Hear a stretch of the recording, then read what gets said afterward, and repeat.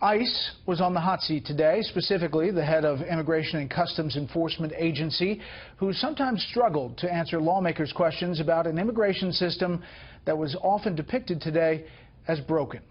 Chief Washington correspondent James Rosen has the story.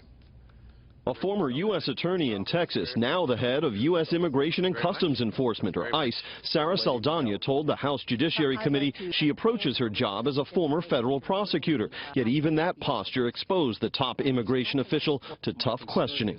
As a former prosecutor, I'm just wondering how you can continue to square the existence of sanctuary cities with the duty of a prosecutor to ensure justice. These cities that you're talking about, sir, have their own laws. Either the state passes them or there's a local ordinance over which I have no control. All I can do is to use my best persuasive powers to work with them. Saldana testified 2 days after auditors at the Department of Homeland Security reported that citizenship was improperly granted by a separate agency, U.S. Citizenship and Immigration Services, or CIS, to some 1,800 illegal aliens who had already received final deportation orders but used false ID and benefited from inadequate archiving of fingerprint records. The Inspector General has provided 2 recommendations: that ICE finish uploading into the digital repository the fingerprints it identified, and that DHS resolve these cases of naturalized citizens who may have been ineligible.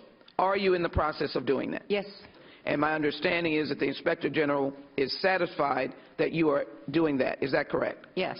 Committee Chairman Bob Goodlatte, Republican of Virginia, pressed Saldana on still another audit conducted last year by the Government Accountability Office, which found immigration judges have granted asylum to some 3,700 aliens whose asylum claims were prepared by others convicted of immigration fraud.